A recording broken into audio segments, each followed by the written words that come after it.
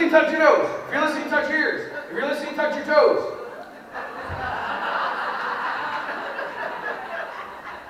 Do we have to review head, shoulders, knees, and toes? If I say up, you say down. If I say left, you say right. If I say stop, you say go. You all have oppositional defiance disorder. Congratulations. How come when we think we're human beings that love to connect with each other, everybody says the same answer? If I say I don't want to hear another peep out of you,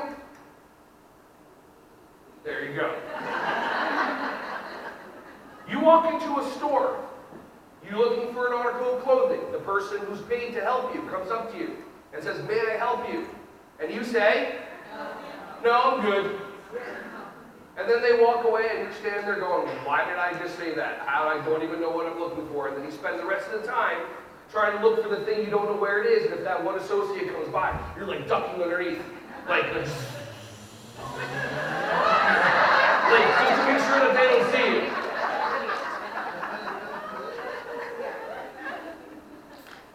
See, as human beings, we've been taught a lie.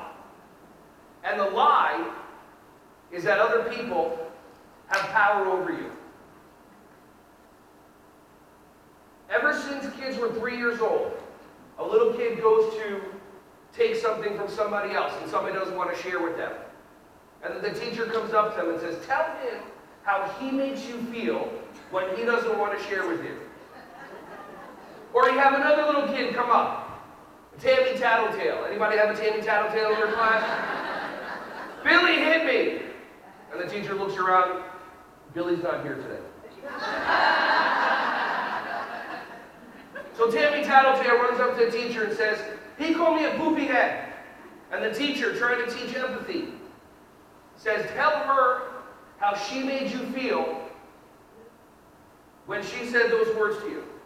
So the programming of a preschooler at 3, 4 years old, the supercomputer that's in their mind, the programming is other people can make you feel a certain way. And now that child is 20 years old and people say words to them and they get upset and they believe other people made them upset. Who here in this room has ever had somebody that's been mean to them? Who ever had somebody in this room that said mean words to you? What if I were to tell you it wasn't true? See, you've been taught the lie that inside the matrix of your mind, you've been taught that other people can make you feel a certain way. That's not reality.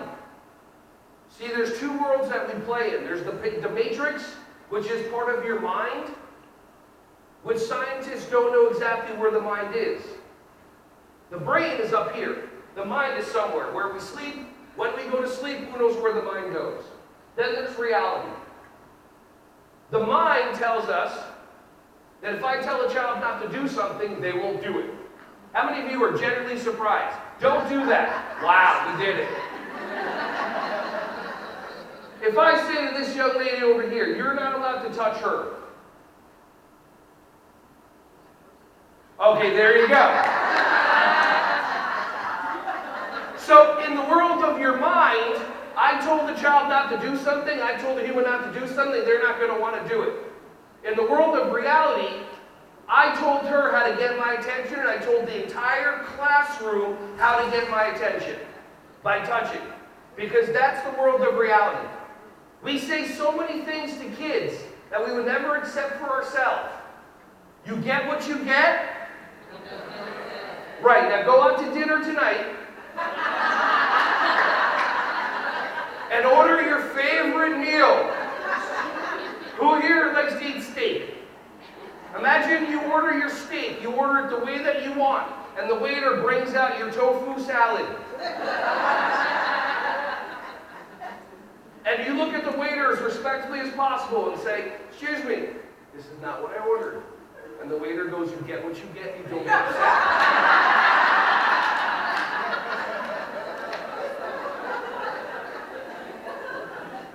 How's that working for you?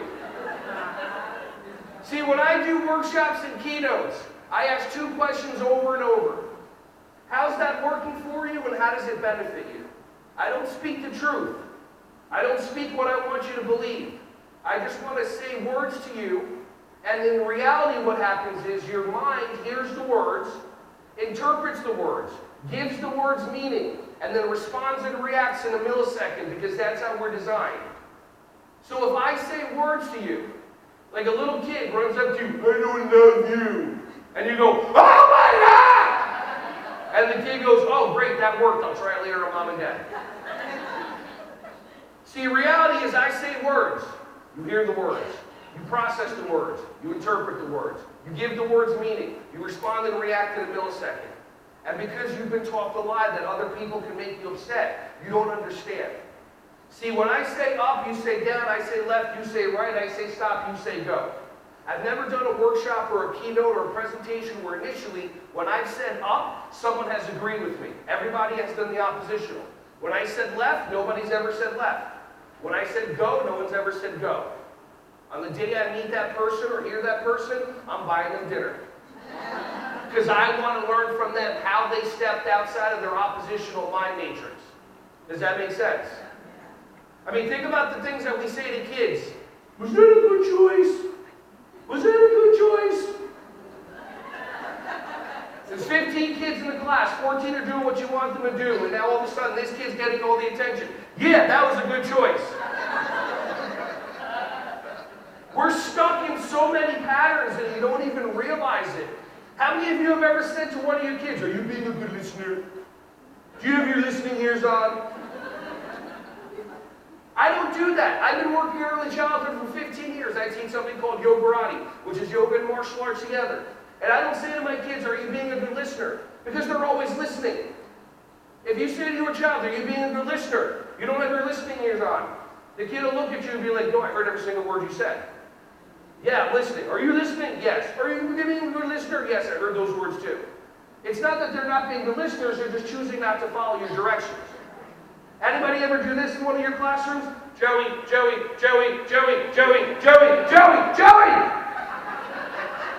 And then what you do is you sell yourself and your responsibility and your power out the window and say, oh, he's not being a good listener. But if you have one of those tall mirrors, you see that every single time that you say Joey's name, Joey, Joey, Joey, Joey. They're always listening. You're just choosing not to follow your behaviors. And then you create stories to alleviate yourself of responsibility. You create stories like the kids push your buttons. Everybody show me your buttons. Your belly buttons don't count. You literally create buttons for the kids. The kid does something, you respond and react, and you showed that kid a big old button. And they push it.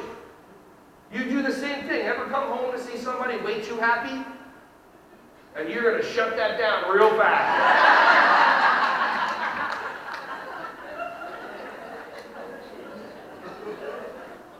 See, another sabotage or another program that's stuck in our mind. How many people here have ever created an expectation for another human being? Raise your hand, be honest.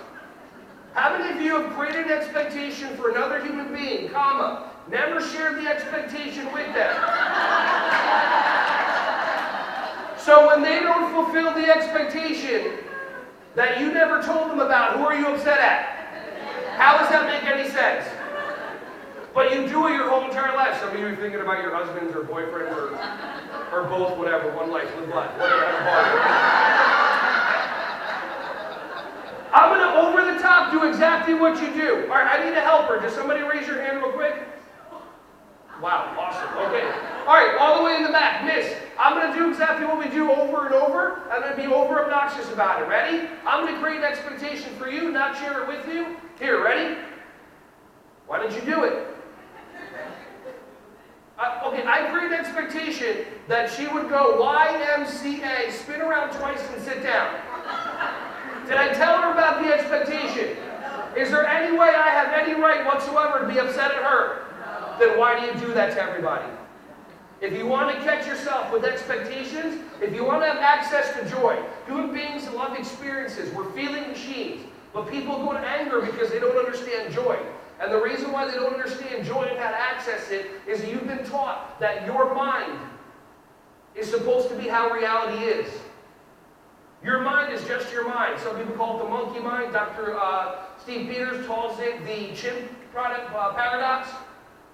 You're literally believing that what you say is how it's supposed to be. He should be respectful. She should be this. Kids should listen. Parents should call you back. How many of you have ever had a child doing their fake crying? You know, they don't know tears are supposed to happen. So they're, and you're sitting there going, relax, breathe in. How many of you, if your significant other told you, you're in an argument, your significant other told you, honey, relax. Oh, don't tell me to relax this. Then the person that loves you and cares about you tells you, breathe in, you'll feel better. How's that going? No. You don't want to be told what to do. You don't want to be told to relax. You don't want to be told to breathe in and breathe out, but you're sitting there hovering over a child. Relax. He's relax. Breathe in. Calm down. There's a tour coming. Relax. Breathe in. The state's coming. I need this job.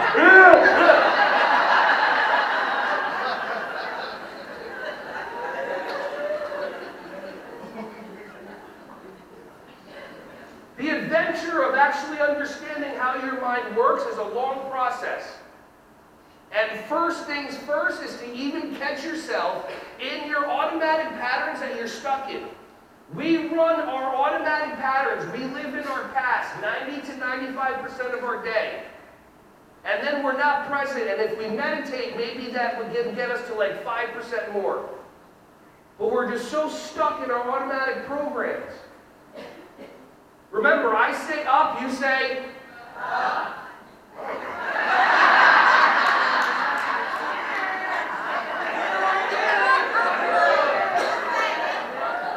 Wait a minute. I say left, you say left. I say stop, you say stop. So within 15 minutes, you have broken out of an automatic oppositional pattern that you've been in your whole life. And if you take that into your life, notice that the automatic patterns that you were running in can be changed. And the best way to do that is through mentorship and through reading and through learning. I know there's people in this room that believe they know everything. And I know that people in their lives know they don't know anything. But it's okay. Catch yourself. Catch yourself creating expectations. And the way to catch yourself, notice when one word slips out. Should. He should be this way. She should be that way. The president should be this way. I didn't say what president. I'm not even talking about the United States. You're just making up stories in your mind. Catch yourself in your automatic. Like you're driving. If you're driving 15 minutes, all of a sudden you're like, oh, well, I'm 3 exits down. That's awesome. But we do that. To have access to freedom and to escape the matrix of your mind means to see what patterns you're automatically running in. And most of the time, they're immediate responses and they're oppositional. And one of the best ways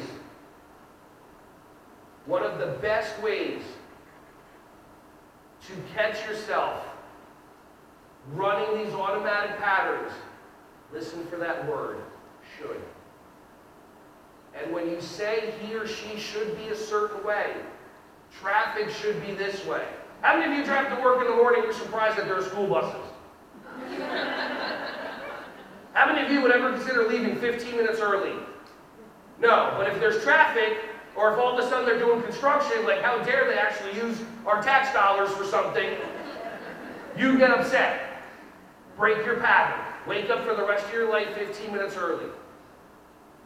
And the most important thing, as you say, he should be this way, she should be this way, you should all over everyone. Should, S-H-O-U-L-D. So stop shoulding all over yourself. Stop shoulding all over your kids. Stop shooting all over your parents, your spouses, and be empowered and know that these patterns just exist because they started somewhere, so you can break yourself out of the pattern and just stop shooting all over yourself, really. Have a nice day.